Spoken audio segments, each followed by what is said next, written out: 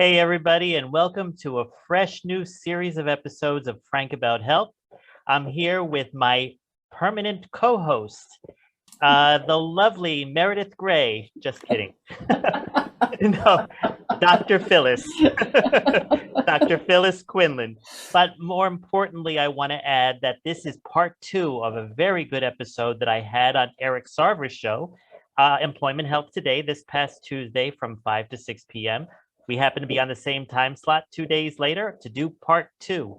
There were very interesting questions that, as I've always indicated, I'm not a professional doctor. And as such, I'm not a professional attorney either. So therefore, having someone like Phyllis here who has experience in the legal side of healthcare organizations, as well as certain laws and mandates that especially have arisen during COVID, are something that we will see later on in the program, the conversation, where some of those questions can be further enhanced as well as answered. But I want to first welcome Eric for coming back to this show. I thought our show on Tuesday was very inspiring. I mean, I'm even thinking over, the terms of my company, Healthy Media, which we discussed during your show, about some of the changes I have to be mindful for as I further develop my deal with Hilton Hotels that we spoke of. And I also knew that, Phyllis, you would be able to add some additional insight into some of the things that are constantly in flux within the media every day, whether it has to do with individuals or whether it has to do with organizations. So at least this sequel to what we started on Tuesday is going to be a perfect bookend, and I'm looking forward. For those of you who are not aware who Eric Sarver is, let me spend a moment to give you his background. First and foremost, he is also a host right here on talkradio.nyc on his show, again, Employment Law Today. And he has a very interesting legal background. Now, if you don't mind, I'm going to read your bio.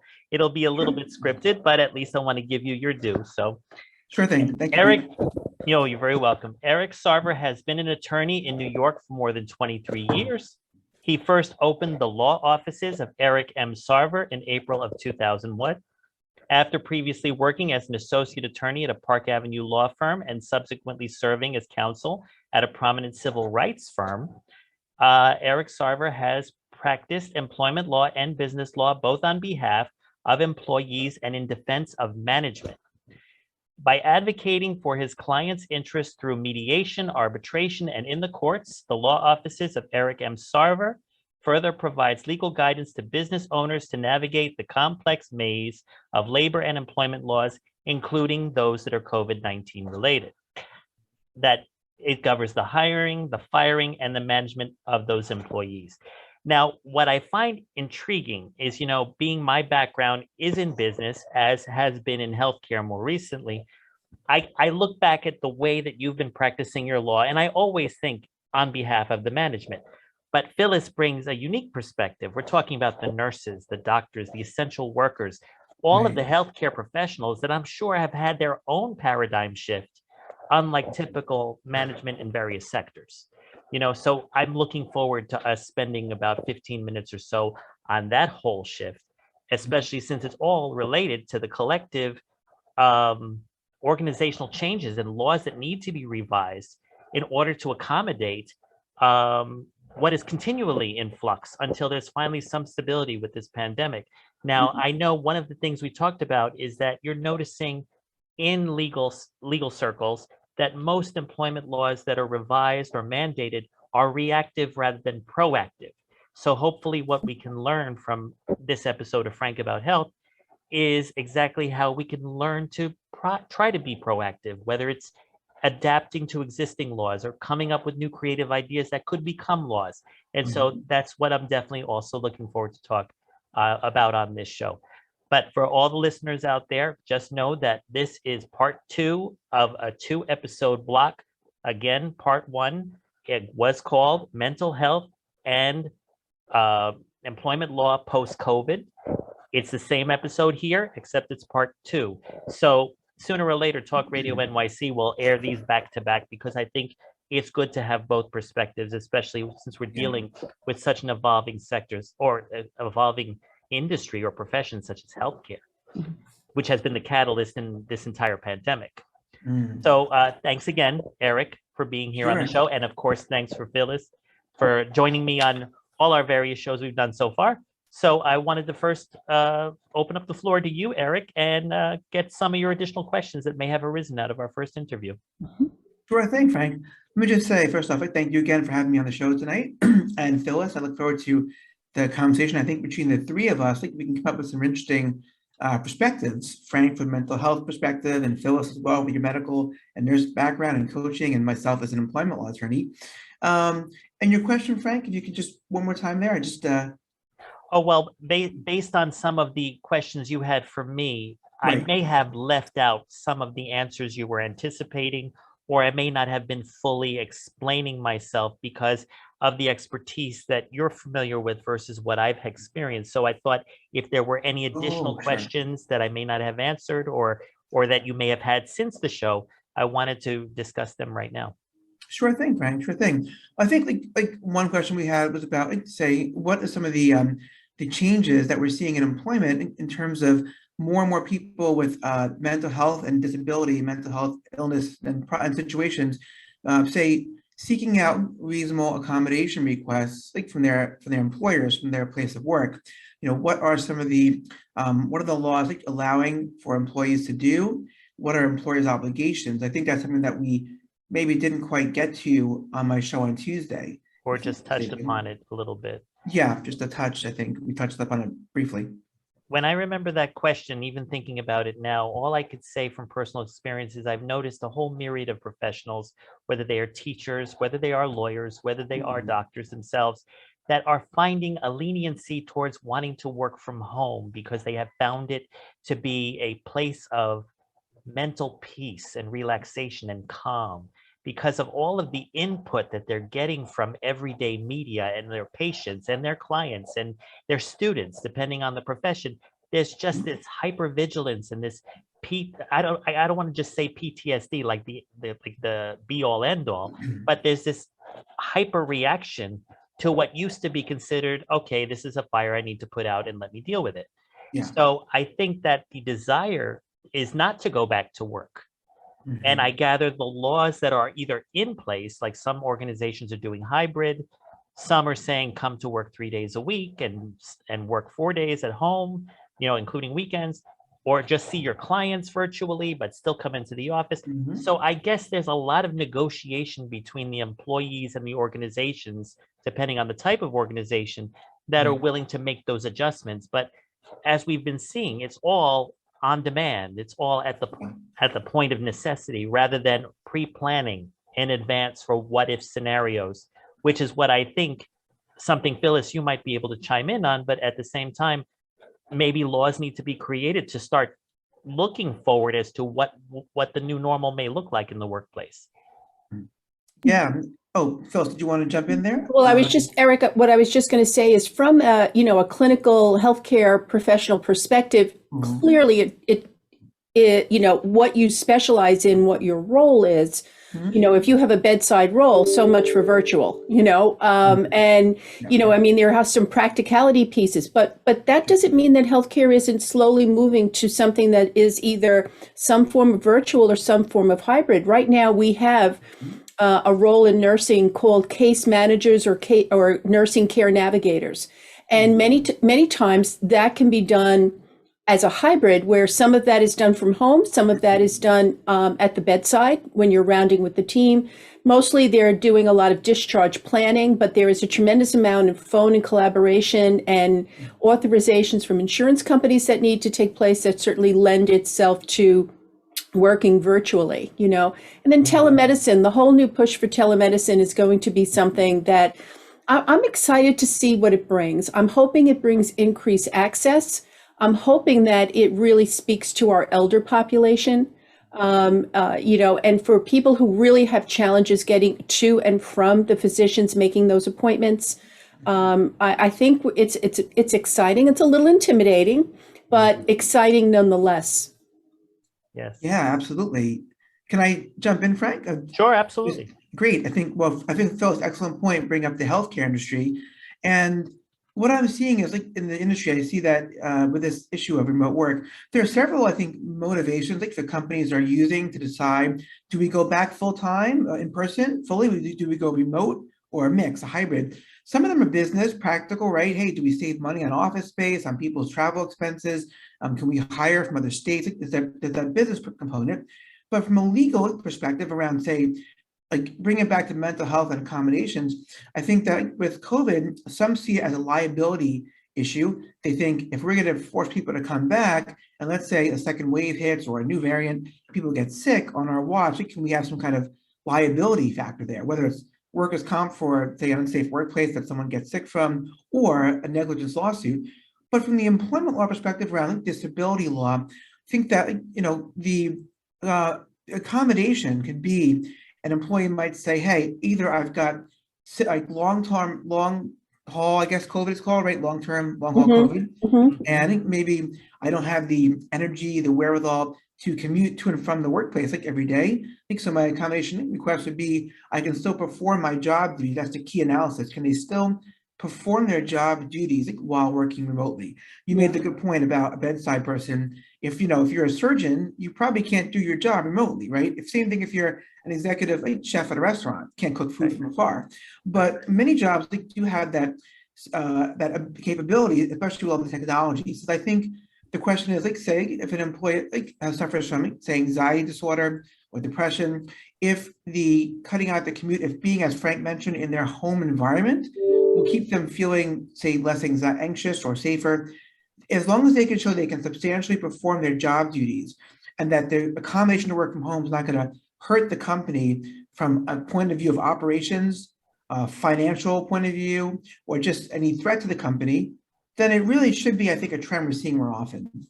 Yeah, I agree with you, Eric. And I think we saw some of that in the early days of COVID. Not every healthcare worker is in their all optimal state of wellness. Many of the healthcare workers were battling oncology and hematology issues. So for them to be in the presence of that potential virus was a life-threatening situation. So, many times we had to make adaptations about what that role was and perhaps put them in a virtual role or even put them in an office space where they were doing other things that were productive, that were commensurate with their education and their abilities, but also took in mind that, putting this person, at the bedside was dangerous and we couldn't allow that to happen. Right. Yeah, very true. No, I mean, well, we actually have 1 minute before our first break, but I wanted to say that in the next section, to further answer that question that was somewhat left unresolved, and hopefully we'll resolve it tonight, I want to talk to you a little bit more about the Hilton model that I had explored prior to coming back to Frank About Health, but that I think actually might be a prototype that lawyers can learn from as to how they were dealing with their organization during a pandemic, where they integrated with the hospital system, but at the same time maintained their private sector relationship in the tourism business. And it might be something that can help lawyers come up with new mandates or new regulations that'll be more adaptable to people as we continue to climb out of this pandemic. Ladies and gentlemen, welcome again to this episode of Frank About Health. We're covering mental health and employment law part 2. We will be back right here on talkradio.nyc and Facebook Live in just a few. Are you a business owner? Do you want to be a business owner? Do you work with business owners? Hi, I'm Stephen Fry, your small and medium-sized business or SMB guy, and I'm the host of the new show, Always Friday. While I love to have fun on my show, we take those Friday feelings of freedom and clarity to discuss popular topics on the minds of SMBs today. Please join me and my various special guests on Friday at 11 a.m. on talkradio.nyc. Are you a conscious co-creator? Are you on a quest to raise your vibration and your consciousness? I'm Sam Leibowitz, your conscious consultant. And on my show, The Conscious Consultant Hour, Awakening Humanity, we will touch upon all these topics and more. Listen live at our new time on Thursdays at 12 noon Eastern Time. That's The Conscious Consultant Hour, Awakening Humanity, Thursdays, 12 noon on talkradio.nyc.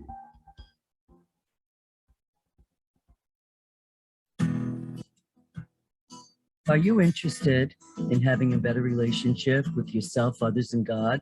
Greetings. I'm your host, Dr. George Andow, for the show, A Journey Through into Awareness.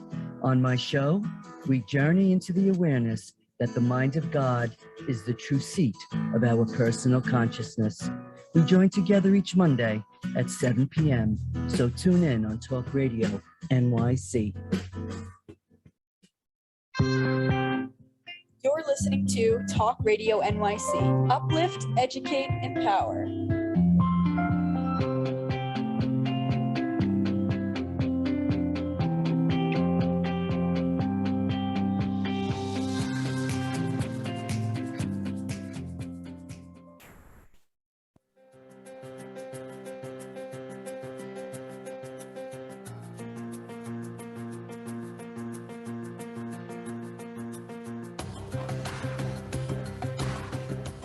Hey everybody, and welcome back to this episode of Frank About Health. Here we are in segment 2, where we have just spent the last 15 minutes talking with both Eric and Phyllis about the whole nature of how there's a paradigm shift in employment laws, whether it's in the healthcare sector or in other sectors overall, especially while people are trying to determine the best ways of being able to react to the constant changes in the workplace due to variants and due to other aspects of COVID-19.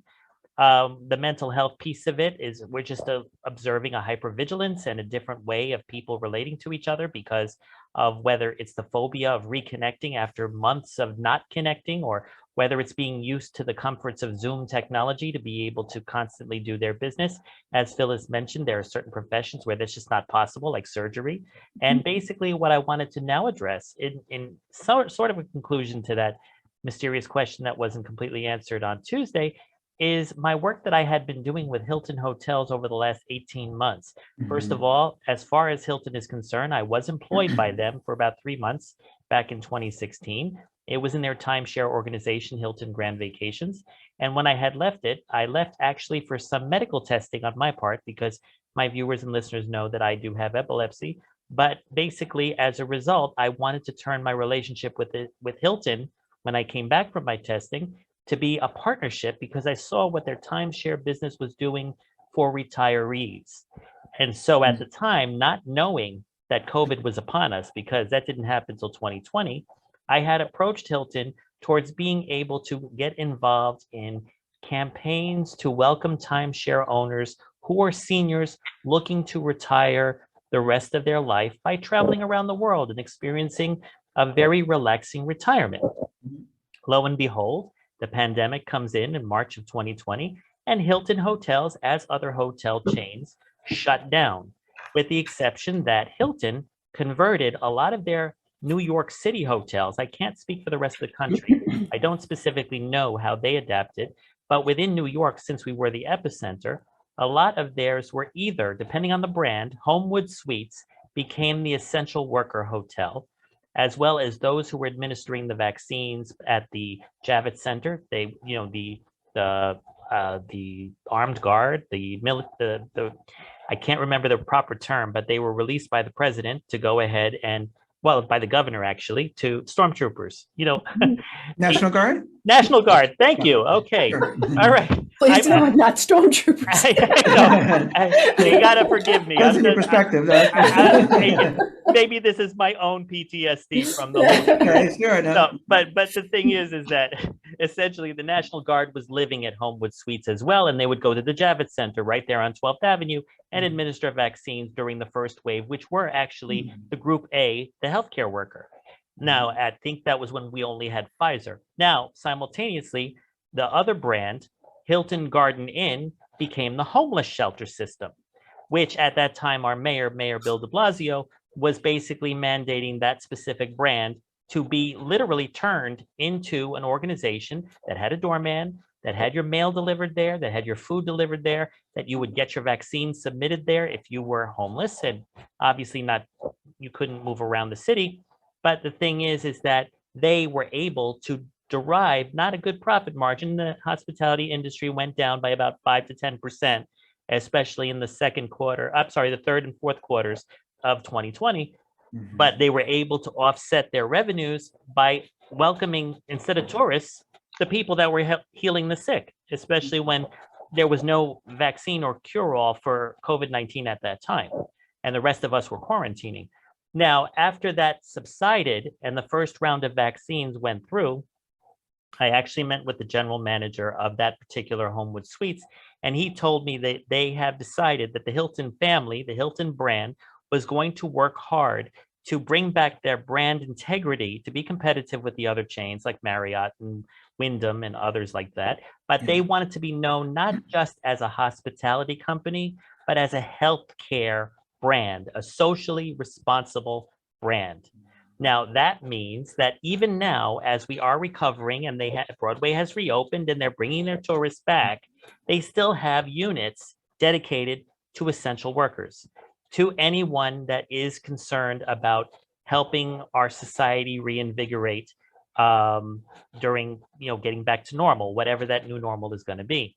And so as such, that was the birth of my company, Healthy Media, which was to create media platforms and marketing programs for the hospitality industry to attract those people in the healthcare space to actually buy units to live in during crises like this. So that would involve a long relationship, again, with my former employer, Hilton Grand Vacations. The timeshare business had to shut down. Nobody was thinking about traveling. So they had to think about, okay, it's the equivalent of buying a healthcare condo. So that is the business model that they are still aiming for. And they're interested in shows like Frank About Health, as well as the work that you've done with your firm to be able to come up with a business model that helped them create an ecosystem that will be both pandemic ready or post-pandemic ready, but at the same time to continue to be a travel and entertainment company.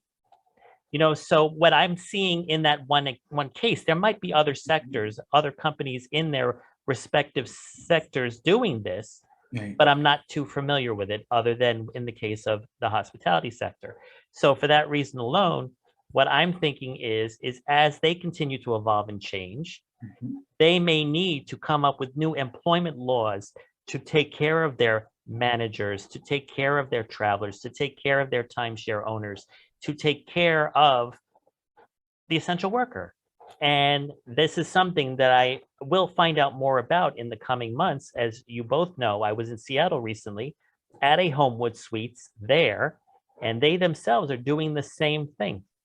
They seem to be in their own way, based on their own limitations and restrictions, but they gave me their card and they want to do a follow-up show with Frank About Health sometime in March or April, but to basically show what Hilton is doing to becoming the essential place to stay. And I guess this is where lawyers such as yourself and advocates such as you, Phyllis, may have ideas as to the kinds of employment laws that can adjust to the kind of individuals that would be residing in these places or even purchasing these places, knowing that it's a safe place to stay where they can work from home, but at the same time know they have the flexibility to leave, to go to the office. Where if they are an essential worker and they know there's a big surge going on, like with Omicron, they can go to the hospital and then go to the nearby Homewood Suites where they would live on the employee rate that is given as an essential worker, and until they're able to go home again to their families or friends or whomever. So it's something that I'm seeing evolve, and I couldn't come up with a new law that should be created. But after I've just presented that to both of you, do you have any comments or ideas that you think that they would be interested in learning from? Sure. Phyllis, did you? Sure. My head is spinning. First of all, let me just give a big shout out to Hilton and Company because, thank you for taking care of our extended family. And I, at that, we'll never be able to thank you enough, for that generosity and for stepping up and doing that and showing that kind of citizenship. Right. So my head is spinning on several levels because as you know, Frank, my clinical background is emergency trauma. So we don't close. Okay. We don't close for Hurricane Sandy. We don't close for forest fires. We don't close for Hurricane Katrina. We don't close for a pandemic. We don't close. All right. So what is it that you can offer, your team of clinicians and support services as far as peace of mind so that they can do their work when their worst fears might be that they're going to bring the virus home, as it was in COVID-19. And I have to tell you, many of our, many of the clinicians that I know of, many circles, many of the family members that I know of that were involved in the COVID response, whether it was from a clinical standpoint or a support service standpoint, took advantage of the opportunities to stay away from home for the block of time that they did work. So in some cases, they worked, extraordinary stretches, and then maybe they had 5 days off, and then they would go home for those 5 days, and then they would come back and, see their family or try to catch up, and then they would again work extraordinary stretches. But I'm also thinking, I think of the nurses that were caught in Hurricane Sandy, and where were they living afterwards? You think about the Oklahoma, tornadoes, and some of the tornadoes we've just seen recently that went through Kentucky. Where are those clinicians staying afterwards? So the Northwest forest fires, where are those first responders staying afterwards? So there may be a very real and strong opportunity for the hospitality industry to step up and play a major role in providing housing, respite places, things of that nature. And it may just be the next out-of-box collaboration that faces healthcare industry right now. And, the hippie in me, 2022, it's all about collaboration and unlikely partnerships and all of that. I'm just literally, Frank, my head is spinning with the possibilities of an alliance between does get tingly. between major healthcare networks and the hospitality industry. Well, we're almost in our next break, but I think we have enough time to make one final statement about what you just said. The individual that I had met with was a guy that goes by the name of JL, Joseph Lomatola. And when I met him, he was basically touting about how, everyone jokes about him being possible cousin of Tommy Mottola. I was in the music industry and everyone knows who he is, married to Mariah Carey, stuff like that. But when we got down to brass tacks and we were actually talking about what they've done to their hotel to make it an essential worker place, one of the things he said is that his role as a general manager for Hilton Worldwide was to use the word hospital in hospitality. That was part of brilliant. Exactly. That's what triggered me to contact Sam and get back this show. But now we're speaking about this show. We're about to go to our next break. And then what I want to do is, now that I've given that as hopefully an answer to our question that I hopefully at this point fully answered, there's another question that we decided to leave for today that we'll cover when we return. So ladies and gentlemen, stay tuned for our next segment right here on Frank About Health on talkradio.nyc and Facebook Live. Sure. I am Joseph Franklin McElroy, host of the new podcast, Gateway to the Smokies. It airs on talkradio.nyc every Tuesday night from 6 p.m. to 7. Every episode is dedicated to memorable experiences in the Great Smoky Mountains National Park and surrounding areas. This show features experts and locals who will expound upon the richness of culture, history, and adventure that awaits you in the Smokies. Tune in every Tuesday from 6 p.m. to 7 on talkradio.nyc. Are you a cannabis enthusiast, a cannabis professional, or interested in entering the cannabis space? I'm Johnny Tsunami, and this is Planet Baco Lolo, a less taboo view. On our show, we will discuss the cannabis world through the perspective of various cannabis professionals. Tune in every Thursday evening, Eastern Standard Time, 6 p.m., Talk Radio NYC, Planet Baco Lolo, a less taboo view. Are you passionate about the conversation around racism, Hi, I'm Reverend Dr. TLC, host of the Dismantle Racism Show, which airs every Thursday at 11 a.m. Eastern on talkradio.nyc. Join me and my amazing guests as we discuss ways to uncover, dismantle, and eradicate racism. That's Thursdays at 11 o'clock a.m. on talkradio.nyc.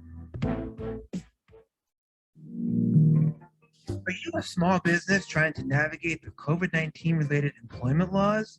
Hello, I'm Eric Sauver, employment law, business law attorney, and host of the new radio show, Employment Law Today. On my show, we'll have guests to discuss the common employment law challenges business owners are facing during these trying times. Tune in on Tuesday evenings from 5 p.m. to 6 p.m. Eastern Time on talkradio.nyc. You're listening to Talk Radio NYC at www.talkradio.nyc, now broadcasting 24 hours a day.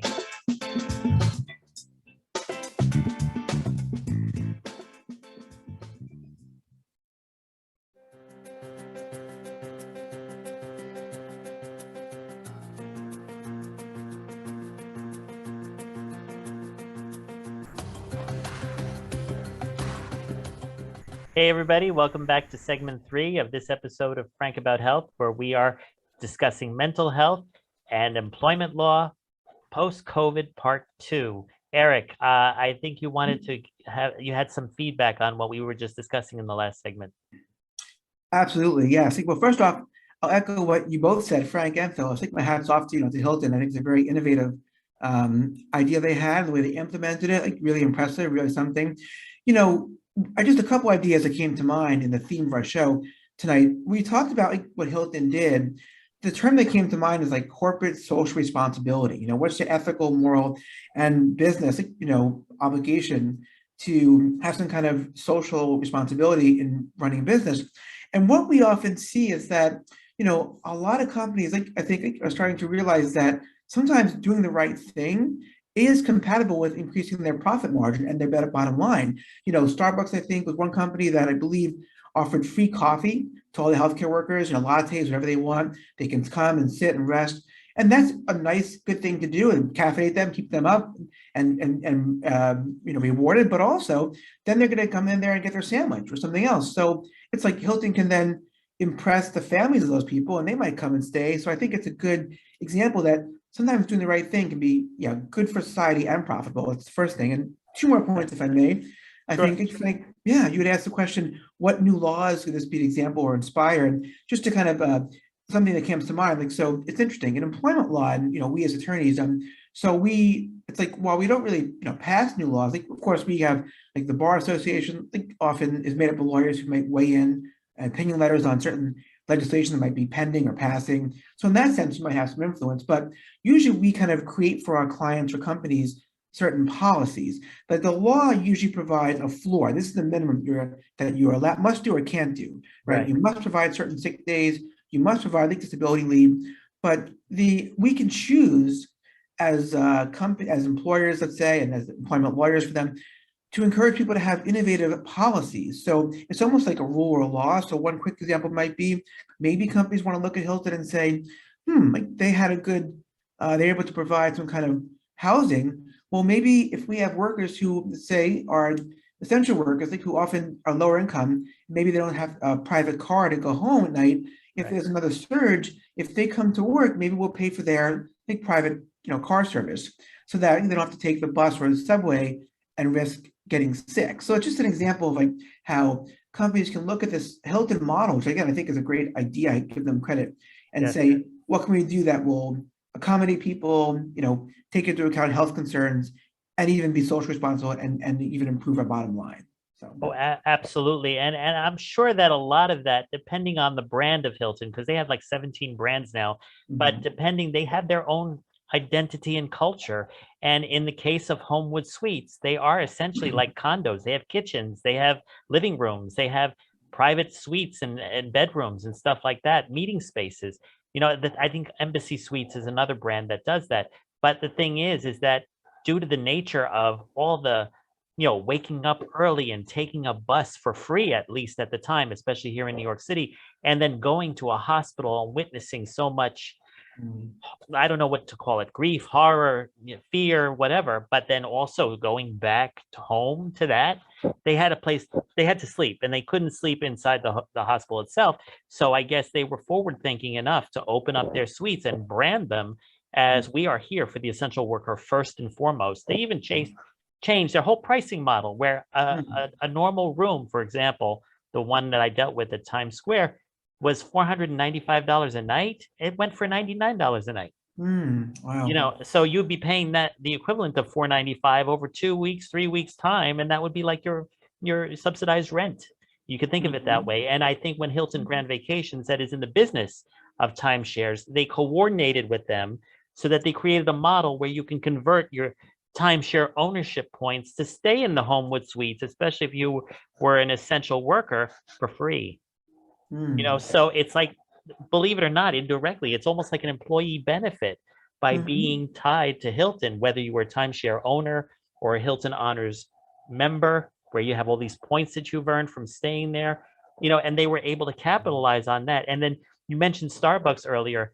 That's where Seattle worked with Starbucks. That's the birthplace of Starbucks. I remember when I was just there, when I went to Homewood Suites in Seattle near the convention center, they gave you the free breakfast, and it was only Starbucks coffee. So obviously, Right.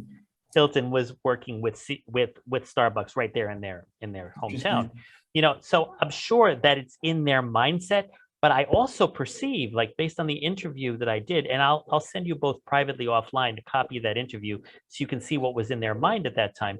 But the thing is that particular interview showed me that they're doing this forward thinking without even realizing it. So it's almost like in their DNA of sorts. And I guess it's up to lawyers like yourself to try to translate that into whatever appropriate new legislation needs to be created to help with the displaced worker or the hybrid worker or the essential worker. And I think one other close way that we've been able to see new laws or new protections for people coming back into our new society after the pandemic, I would have to say that the American Rescue Plan is proof right there. I mean, there is, never mind the individual stimulus that we all got back in 2021, but there are riders, and I did read it. I know, take it on a boring snowy day. I just read the whole thing, and there was a section there about businesses coming back from the pandemic, whether you were economically disadvantaged, we can all imply what that means, or based on the pandemic itself, probably losing your job or being displaced, where you can get additional financing either through the tax system or through grant programs that are out there that you can apply for as a business, and therefore refund your company. There was all the payroll protection that was part of that, and there are probably even other specialized laws in there to help with the existing disability resources that might exist with employers, or other kinds of benefits for the person who takes sick for a couple of weeks, but in this case, pandemic related, like maybe because they are a long hauler, maybe because they have a comorbidity that was exacerbated by receiving the COVID infection. So all of these things, I think, is a marriage of both lawyers and healthcare practitioners to come up with the appropriate laws that would be enacted to help people in what's continually changing today. It's interesting, Frank. Yeah, it's like, the fact that, like, we as lawyers, although we don't, create or enact the law, I think that's, Congress and such, but we certainly can create certain, say, policies internally, which are kind of like laws of the company, if you will.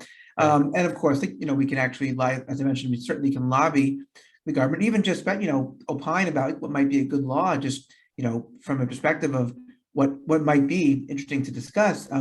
I think that, one thing that the American Rescue Plan has an idea of is, we see this a lot, giving businesses incentives via tax credits to do the right thing. And so I think Hilton, as you mentioned, head of the game, is a good example. Maybe you could see that they'll get a benefit from the good publicity, the positive press, say the goodwill that's generated for their company. And I think that a lot of companies do recognize that, but for the ones that don't, to the employers that say, hey, why should I continue, for example, the emergency, family medical leave if I don't have to, if it expired at the end of 2020, or why do I have to continue the emergency paid sick leave if it's expired? So the government says, well, we're not going to push it forward again, but we're going to say if you do this, we get certain tax credits and certain relief and certain economic incentives. So they're incentivizing like businesses, as you said, Frank, and I think in terms of mental health and COVID, if say companies want to increase, say, the disability leave of their employees, for example, their policies to extend longer disability leave for people who are suffering from COVID-19 symptoms or illness, that could be a great example. Maybe say the government might say, hey, if you extend disability leave or paid sick leave, you are eligible for a tax credit. And I think that the states have their own version of that and the federal government. So we really need to marry or combine this approach of incentivizing companies through tax breaks and through modeling of the right thing to do, if that makes sense. Oh, absolutely. And I figure, Phyllis, you could probably identify with this, especially in the work that you've done with the Share the Care organization. I mean, I gather, has there been adjustments made with the various teams that have come together for the caregivers, especially when they were no longer available to their nurse practitioner or whoever used to be there? Well, it was a trying time for everyone, whether you were a professional in home care or you were a care group surrounding someone who was surrounding and supporting a family caregiver who was trying to keep a loved one at home. Right. Of course, everybody was wearing masks. Everybody was, washing and washing their hands and sanitizing very differently. I think most of those groups tried to maintain things as best as they could. But, there wasn't an area on the planet that wasn't impacted by this. I just want to say, I love the whole idea of corporate social responsibility. And when we start talking about, the Generation Zs, the youngest generation we've kind of assigned a label to so far. They're 25 to 27% of the population across the United States. They're a big chunk of who we are. And people don't necessarily realize that because we get so focused on the aging population and baby boomers and that particular size. But the Generation Zs, they are very wedded to social justice. They are very wedded to corporate responsibility. They are not necessarily looking for a job or career with any organization that isn't committed to a higher purpose or a purpose of citizenship, not just in the sense of corporate citizenship, but planet citizenship. So they are looking to affiliate with corporations that are, very, very vocal and out front about, let's just say, gun control or climate control. So also, do I have a safe place for my worker? Does this really translate into, something in our staff engagement scores? That's a major question is, do you get the sense that the company cares about you? And to play to Eric's, sense that, yes, this is going to be a higher expense for a corporation, but the return, the non-dollar return on that investment, just as far as even attracting the younger worker and retaining the younger worker and having the younger worker have a sense of pride about where they're working because they are working for a corporation that has a sense of planetary citizenship is huge. We are now about to go into another break. Ladies and gentlemen, stay tuned for the final segment of this part 2 of mental health and employment law post-COVID right here on talkradio.nyc and Facebook Live. Hey everybody, it's Tommy D, the nonprofit sector connector, coming at you from my attic. Each week here on talkradio.nyc, I host the program Philanthropy in Focus. Nonprofits impact us each and every day, and it's my focus to help them amplify their message and tell their story. Listen each week at 10 a.m. Eastern Standard Time until 11 a.m. Eastern Standard Time, right here on talkradio.nyc. Do you feel uninformed about menopause and how it impacts on your life? Hi, I'm Pat Duckworth, women's health strategist and host of the Hot Women Rock radio show, empowering women leaders at menopause. Join me every Thursday at 10 a.m. Eastern Time, 3 p.m. UK time on talkradio.nyc. for interviews with inspirational women who will share their top tips to rock your world. Have you ever thought of reinventing yourself? Are you looking to create a new life's journey? Hi, I'm Kevin Barbaro, host of Coffee Talk XL every Tuesday night, 8 p.m. Eastern on talkradio.nyc. Tune in live to hear me and my guests from a variety of different backgrounds. As a former college coach and a current full-time actor and owner of multiple companies, my show is as eclectic as my life. That's Coffee Talk XL every Tuesday night, 8 p.m. on talkradio.nyc. You're listening to Talk Radio NYC at www.talkradio.nyc. Now broadcasting 24 hours a day.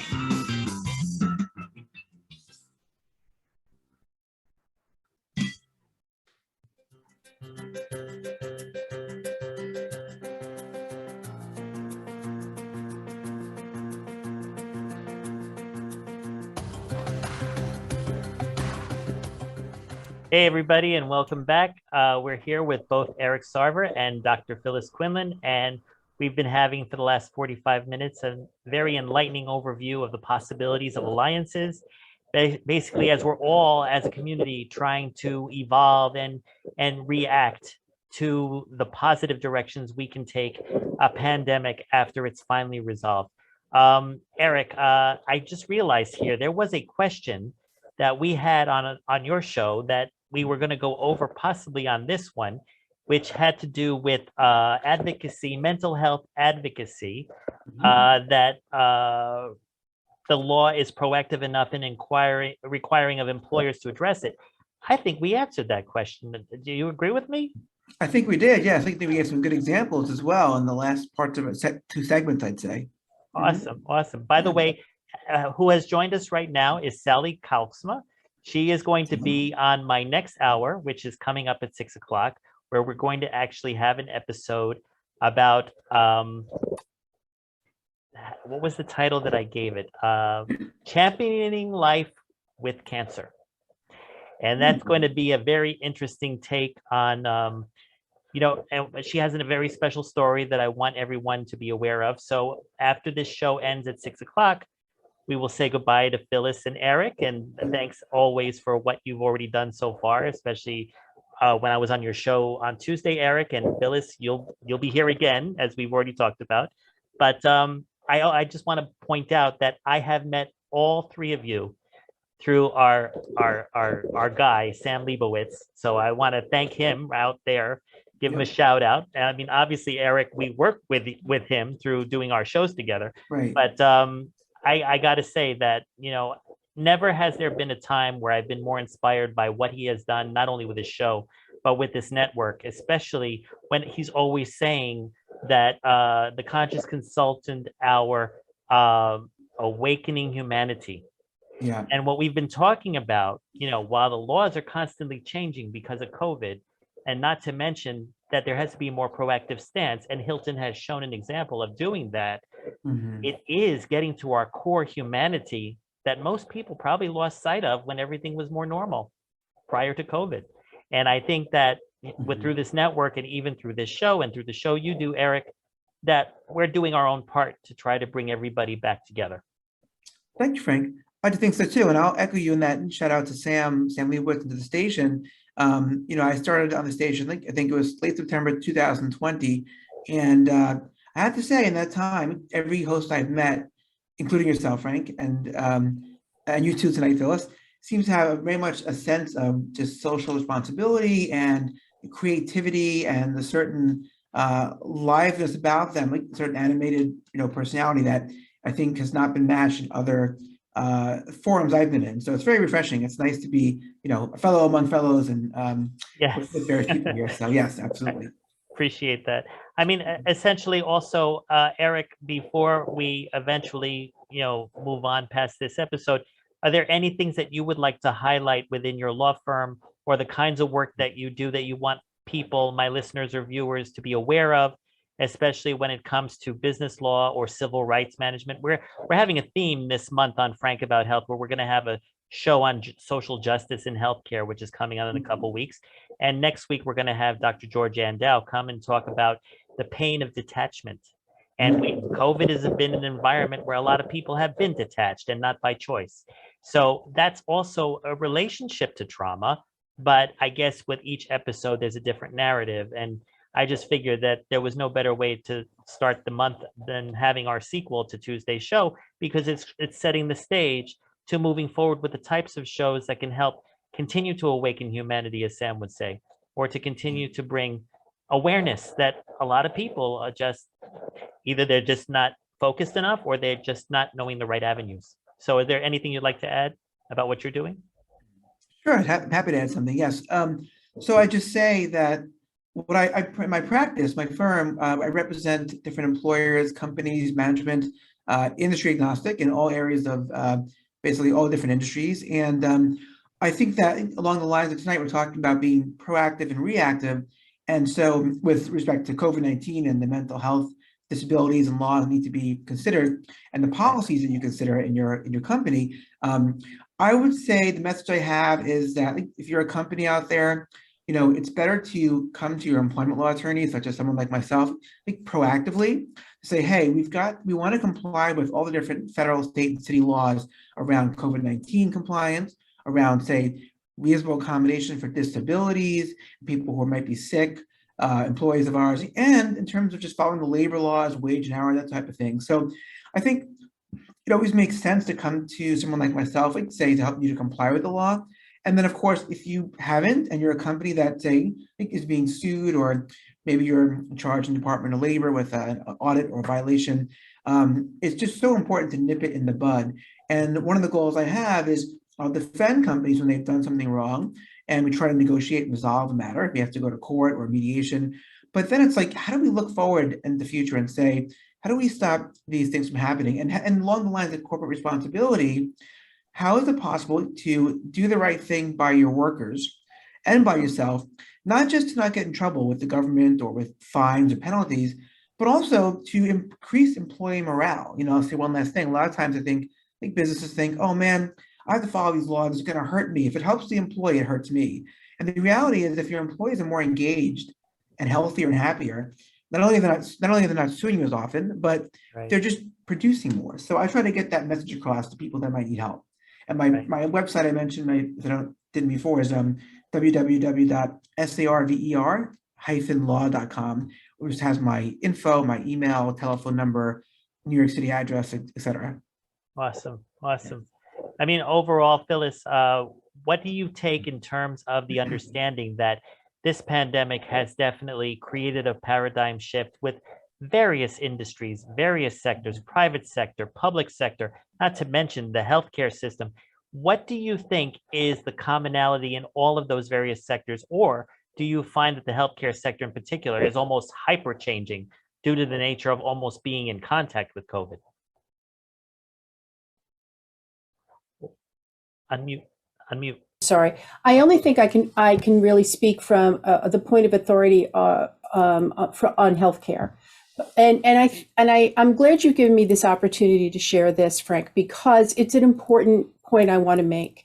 Sure. The people who worked COVID, and are still working the COVID part 1, 2, 3, 4 of whatever is going on out there. Depending on where you are across the country, the consequences of COVID have not stopped rippling. If you're not dealing with a variant, you're dealing with the consequences of it, and so on, loss of friends and families, things of that nature.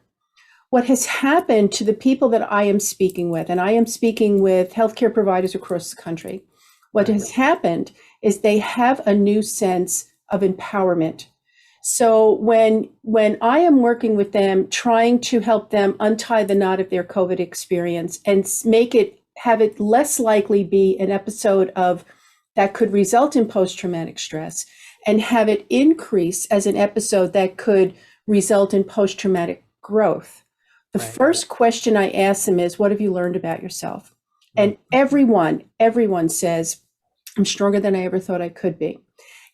Leaders across the country in healthcare need to hear this. I'm stronger than I ever thought I could be, which means that the people returning to work now, or the people you are currently working with now, are not the same employees you were working with 2 years ago.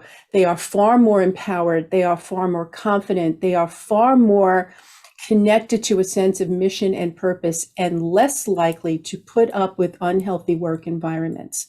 There is a leadership imperative going across the country right now that says you must do everything you possibly can to create the healthiest work environment possible and to create opportunities to capitalize on the sense of empowerment that your staff is bringing. It might be time for people to have a stretch opportunity. It might be time for a promotion. It might be time for asking people to go back to school or get another certification if you're looking to retain. But what's most important is that we create the healthy work environments around communication, collaboration, recognition, and making sure we understand and effectively manage disruptive behavior in the workplace. Right. Because one of the reasons why people aren't coming back is they're not going to put up with the bullying and the chronic incivility. They rather work in a closet than go back to that. Correct. People need to embrace this. It's my number one message to leaders in healthcare and across the country as to the mentation of where people are at from an attitude and sense of empowerment. Right. There has been a great post-traumatic growth in the worker. Right. Capitalize on it. Right. Well And to close before we're about to end this episode of Frank About Health, I just want to say, thinking of Maslow's hierarchy of needs, basically what COVID-19 did was take the basic level out from under us. And we all found ourselves collectively working together, banding together, using technology to keep us together to be able to get through this. And I think that could be the reason why the mental health disruptions have occurred, because of a conscious unawareness of how the floor has dropped. But at the same time, by communicating it transparently, like you just did, and like you have done, Eric, it's a matter of just keeping the message forward while we're still evolving with this and moving forward towards whatever new normal is coming. So, ladies and gentlemen, that is the end of this special 2-part series of employment law and mental health of post-COVID reality. Stay tuned for the next episode of Frank About Health, coming here at 6 o'clock with my special guest, Sally Kalksma, where we're going to be talking about championing life with cancer. And thank you again, Phyllis. We will definitely be in touch. And Eric, I will give you a call tomorrow. Sure. And, feel free to exit when you are ready. And all of you out there on Facebook Live and talkradio.nyc, after this commercial break, we will begin the next episode. Stay tuned. Good night, everyone. Thank you, Frank. Good night, Phyllis. Good night. Good night, Eric. Again.